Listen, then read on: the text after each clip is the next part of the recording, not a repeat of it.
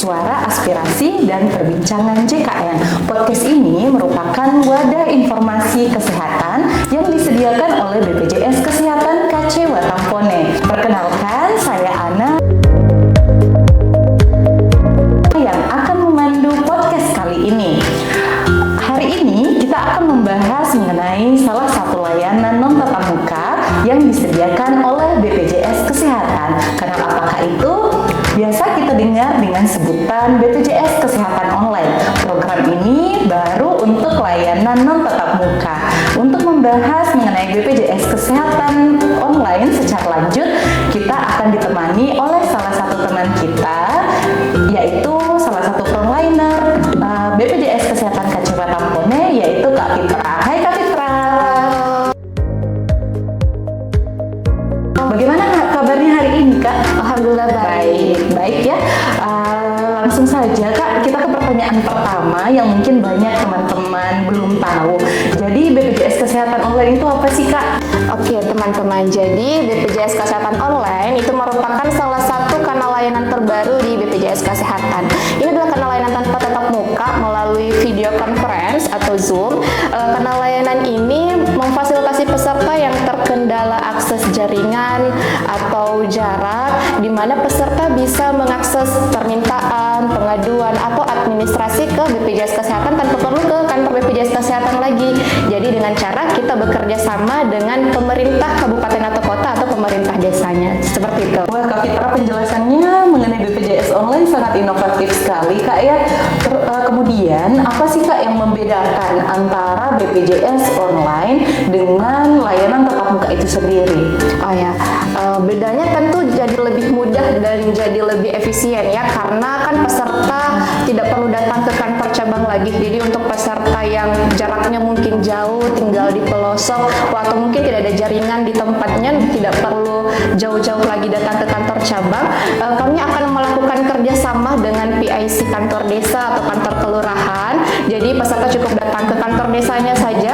Di situ kita akan melakukan video conference dengan frontlinernya langsung dari BPJS Kesehatan. Jadi tetap sama pelayanannya, tetap dilayani sama frontlinernya langsung, tapi lewat video conference. Seperti hanya dengan media Zoom seperti itu Kak ya? Ya, seperti itu, betul. Baik. Selanjutnya Kak Fitra, apa sih Kak yang mendasari adanya BPJS Kesehatan Online ini sendiri? Karena kan kita ketahui BPJS Kesehatan kan sudah punya banyak sekali kanal layanan, baik itu non tatap muka maupun tatap muka ya. Iya, jadi seperti yang teman-teman ketahui juga, kami juga kan sebenarnya ada BPJS kelilingnya. Jadi BPJS keliling itu kita yang mendatangi peserta ke desa-desa atau kelurahan. Tapi ternyata ada juga, karena kondisi geografis di Indonesia yang beragam, ternyata ada juga daerah yang sulit untuk diakses oleh BPJS keliling. Nah, makanya kami adakan juga nih yang ini BPJS Online. Jadi untuk mengatasi daerah-daerah yang sulit kita akses dari BPJS keliling, jadi kita adakan lagi kanal layanan BPJS Online. Kemudian juga karena ada segmen peserta yang begitu banyak, begitu beragam, jadi pasti kita ingin berkomitmen untuk membuat kanal layanan yang lebih beragam juga, seperti itu. Baik, sangat inovatif sekali untuk kanal layanan BPJS Online ini. Jadi bagi misalnya wilayah-wilayah pelosok itu tetap dapat mengakses layanan BPJS Kesehatan dengan adanya BPJS Kesehatan Online ini, tanpa perlu didatangi secara langsung oleh pihak BPJS maupun pesertanya langsung yang datang ke kantor cabang terdekat. Begitu Kak ya? Iya, begitu. Untuk jenis layanannya sendiri Kak Fitra yang bisa didapatkan pada saat BPJS Online itu apa saja? Oh ya, jadi untuk jenis layanan yang bisa kalian dapatkan ketika mengakses BPJS Online itu ada yang pertama pemberian informasi langsung, yang kedua ada layanan administrasi, kemudian yang ketiga pemberian informasi dan juga ada pengaduan, Kak, seperti itu. Untuk peserta PBI yang banyak sekali pertanyaan di masyarakat, apakah bisa untuk melakukan pendaftaran atau tidak? Itu bisa atau tidak Kak? Kalau misalnya dia mau mendaftar sebagai peserta penerima bantuan, bisa tidak lewat kanal layanan online? Ini adalah salah satu pertanyaan yang paling banyak ditanyakan masyarakat ketika BPJS keliling dan juga BPJS online ya. Apakah bisa mendaftarkan diri saya sebagai peserta PBI melalui kanal layanan BPJS online?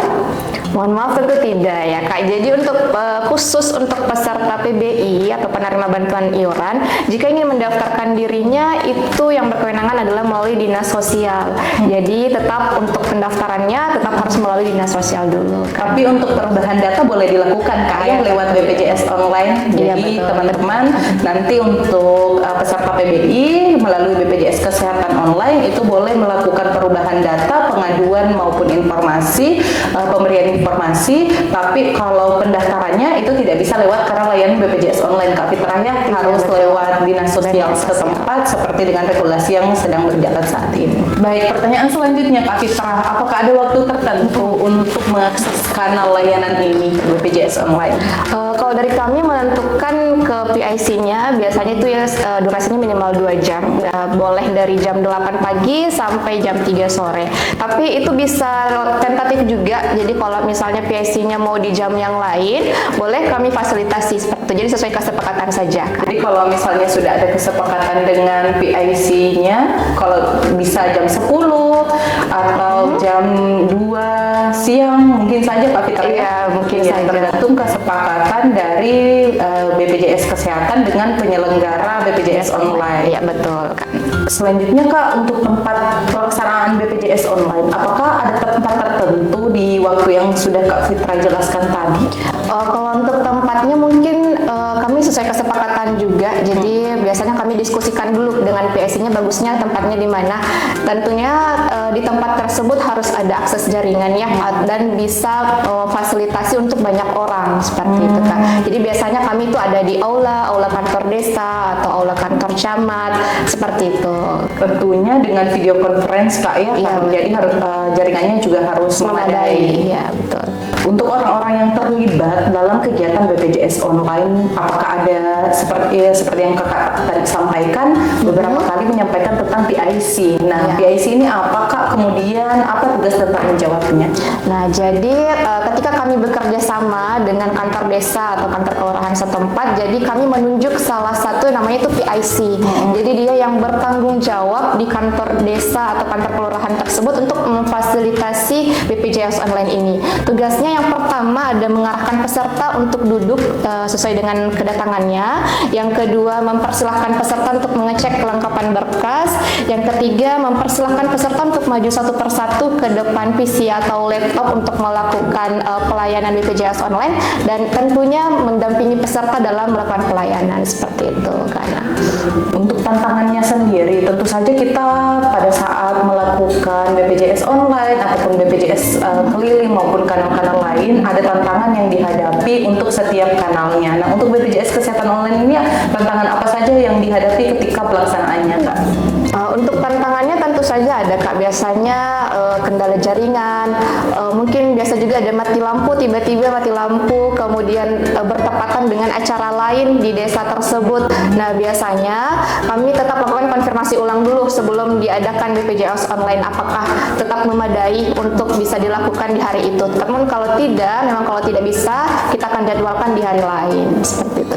Baik teman-teman, bagaimana tentang BPJS Kesehatan online? Sudah terpahamkan kan semuanya? Jadi kanal BPJS online ini adalah salah satu kanal non tatap muka yang disediakan oleh BPJS Kesehatan untuk memudahkan peserta untuk mengakses layanan informasi, pengaduan maupun perubahan data bagi peserta yang terkendala akses jaringan, akses lokasi yang sangat jauh dari BPJS Kesehatan setempat sehingga tidak dapat langsung datang ke kantor BPJS Kesehatan untuk mendapatkan layanan tatap muka. Nah, ada beberapa tempat yang biasanya dijadikan sebagai tempat berlangsungnya BPJS online. Biasanya ada di kantor kelurahan, betul ya Kak Fitra? Ya. Kantor kelurahan, desa, kecamatan ataupun puskesmas yang tentu saja sebelumnya sudah dilakukan kesepakatan dengan BPJS Kesehatan untuk penjadwalan kegiatan BPJS online ini. Oke Sobat Sapa JKN, terima kasih telah mendengarkan podcast untuk episode kali ini.